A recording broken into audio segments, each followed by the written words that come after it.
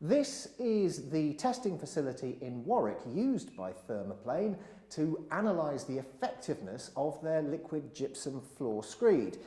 There are a number of bays here. Some have the gypsum in them to differing depths, some have the more traditional materials, and they have thermocouples bored into them to see how effectively the surfaces heat up and cool down.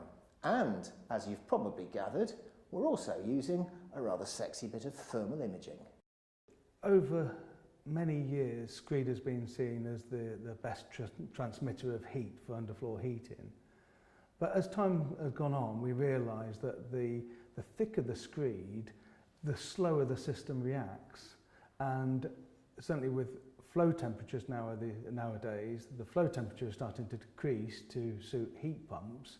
But as you decrease that temperature, it makes it even more difficult for a thick mass like a screed to respond. So what we wanted to do is to really understand that relationship between the heating and cooling of underfloor heating at low temperatures and really map that against the new technologies available today.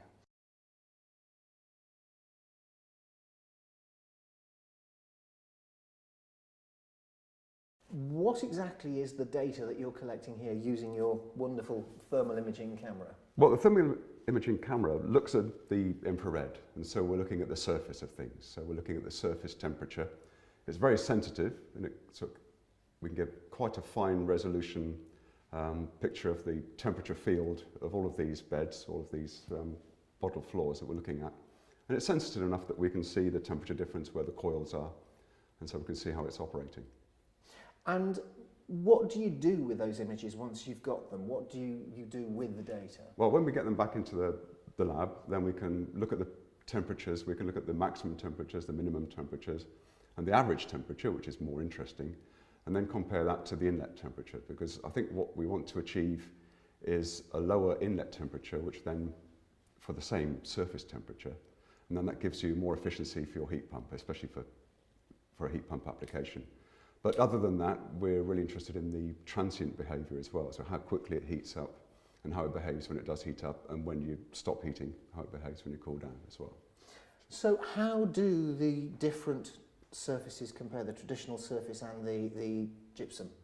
Well, the gypsum surface clearly has a higher thermal conductivity because we're getting a much better response. And that's good from a domestic point of view. It is. It's a faster response as well, so it seems to have a lower heat capacity, which is important. And it also seems to spread the heat more, in that there's some horizontal conduction, there's more horizontal conduction. So in layman's terms then, it's heating up more quickly, it's actually discharging the heat more effectively. Yes, that's right. And in a more even way. Yes, and it's reducing that delta T, the difference between the surface temperature, which is what you want, and the temperature they have to put the heat in at. And that's important, that's an important parameter for you need to minimise that for any kind of heat pump system, because the heat pump coefficient of performance reduces as that temperature increases. So it's a product which has a good compatibility with a heat pump? Oh yes, especially for heat pumps, yeah. Why especially for heat pumps? Because they're so temperature dependent. If you're burning gas, then you can put in heat at a high temperature and it doesn't change your efficiency terribly much. I mean, it will change the response, it will change the comfort, but for heat pumps especially, it's more significant. Would it also be sort of viable and applicable with gas? Yes, there's no penalty to it. So how would you characterise its advantages, you know, in one? If you were listing them, they are? Well, I've been looking at the microscale, you know, the material itself, but I would say from the customer's point of view, the advantage is it will heat up more quickly, you will get more even heat, you will reduce the heat input, or the temperature of the heat input that you need, which is an advantage, and it will give you a better feel. I mean, one of the things that often is an issue for underfloor heating, of course, is the degree to which the surface of the pipe is properly and closely encased, isn't it? You know, you can get air bubbles or gaps and things, and that's obviously going to be detracting from efficiency. How well does this perform in that sense? Well, I haven't been able to see any cold spots with this, so as far as I can tell, there aren't any of those sort of discontinuities, those bad junctions. which suggests that the material itself is flowing more evenly and Yeah, that's the implication. So looking at this screen here, we have one of the sort of images that you created. What does this help tell you when you look at something like this, when you get it back to your lab? Well, these are false colours which are there to make it more legible so you can see more. It's more dramatic and you can see instantly very easily. And it's intuitive to understand as well, where the yellow bits are the hotter parts and the purple or blue bits are the colder parts. Blue is the coldest. And so we can see between these two, there is something of a contrast. We can see here that the heated area is wider, and we'll be able to look at the temperature. We can take a traverse across there, and we can plot how that temperature varies going across where the heating pipe is. And we can do the same thing here and compare it. This one is slightly colder. This one's slightly higher. Right. Slightly hotter on the surface. And you can see here how hot the heat input pipes are. These are the bare heat input pipes on the surface. And presumably, over time, those purple areas would diminish and become more yellow as the whole... They would. The whole of the substance that's around the pipes takes up that heat. Yes, that's right. And that would be spread even more by the surface covering as well, if you have some surface covering. And that, I suppose, is what, from a householder's point of view, you're trying to achieve. Yes, you're trying to provide comfort. You're trying to make sure the floor isn't too hot. And this also gives you the possibility of having it zoned, so you can heat zones some preferentially and leave some zones not heated, which you might want to do.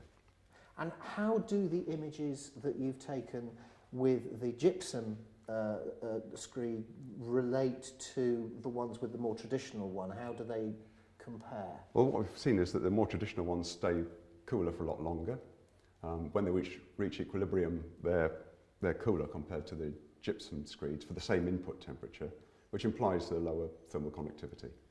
What we've actually found out is that not only can we respond so much faster with a thinner thermal screed, the output is much greater as well.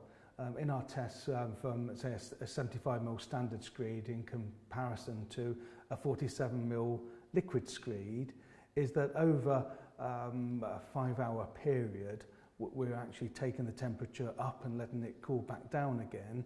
The actual liquid screed gave you double the output in that time, and the response time was almost double that compared to a standard screed.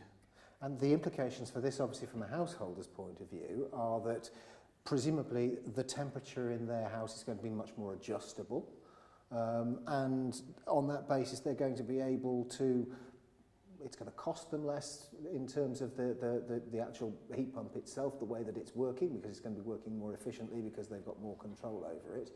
And also, presumably, the thinner screed, that must have implications for if you want to have this kind of heating system upstairs as well as down. That's right. You know, in the past, the timber suspended floor in a traditional house has been the area which needs the highest flow temperatures. So in underfloor heating, you'd expect to put, say, an aluminium plate across the joists, that to diffuse the heat and spread the heat through the wood, which has got a very high resistance to it. Other systems had a thin biscuit screed underneath it, again to try and move the heat sidewards and go through the wooden floor. The problem is with that is that you need a higher flow temperature to get through the resistance of the wood. And to me, since probably 17 years ago when I was over in America looking at these systems, it never made any sense to me trying to push heat through a resistance which doesn't need to be there. If you can actually put the screed on top of the wooden floor, then everything becomes highly efficient, really low flow temperatures and responsive. Because of course your wooden floor is then acting as an extra free, if you like, insulator to make sure that the heat is being pushed in the right direction. That's right. Always when you're looking to create resistances beneath the pipe, it allows the heat to take its easiest path, which is up and out. Right. So let's go through and characterise the various advantages as we see them of using this liquid screed. I mean, first of all, we've already worked out that it can be more efficient in terms of the amount you spend on heating your house because it's more responsive and you've got more control. The outputs are better? The outputs are better to the flow temperature that you put into this, but crucially it's regarding the intermittency of the system itself. So in the past you'd have a programmer which would bring on the underfloor heating system, or a thermostat in the room, and that would just hold a temperature for long periods, maybe even 24 hours a day. But now there's more of a move to programmable room thermostats, and these have different periods, heating periods. It gives you a chance to put setback periods in through a day. At 7 o'clock in the morning, if you were looking for 20 degrees as an air temperature, but then later that morning wanting to set it back by a couple of degrees, say to 18 degrees, the programmable room thermostat gives these features. It gives you that option to have different air temperatures at different points of the day. Of course, the reality is, if you've got a mass-based underfloor heating system, it's almost impossible to lose 2 degrees in such a short amount of time, you know, in a well-insulated house. So what we're trying to do now is develop the emitter, being the underfloor heating system, develop it in a way that it can map the temperatures required through a normal day with an intermittent heating system. So if you actually do want to try and set it back by a couple of degrees, we don't necessarily want that to be an off period. We want it to be a period where if there's any energy needs to be put in through that period, and let's say people are coming in, opening doors, and there's some energy required, that it can actually respond quickly. So obviously the type of pipework that you use is going to be important as well. And I know you have some particular branded kinds that you're keen on. What can you tell us about these? Well, there's 2 or 3 different pipes on the market, and what we find is that there are installers who particularly like a certain method of laying this pipe. This particular pipe has got an aluminium core to it, so it does mean that actually when you bend it into position to put it down onto the floor, it stops where you want it to lay.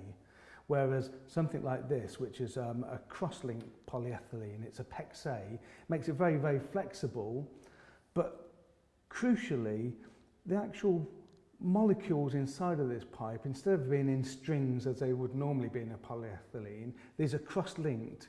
If you look under a microscope, they look like 2 Christmas trees put together to hold them in place.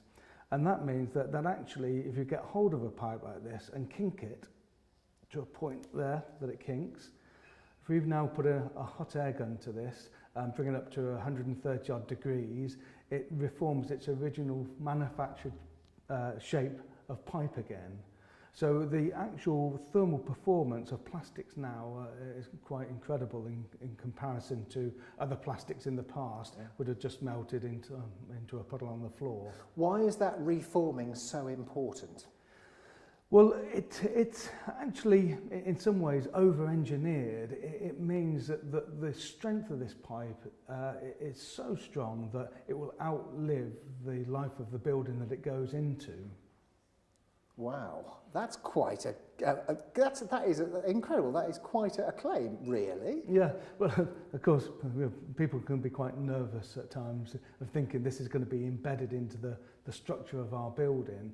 So that's why it's so important to actually make sure you've got a pipe which you believe will be able to outlive that building. Yes, because you don't want to be digging up your floor to replace the pipes 10 years down the line. No, you certainly don't. And as I say, it is a pipe which is possibly over-engineered because it can withstand much higher temperatures, much higher pressures than you need in an underfloor heating system. But that in itself will give you great peace of mind. Yeah, it really does, it really does.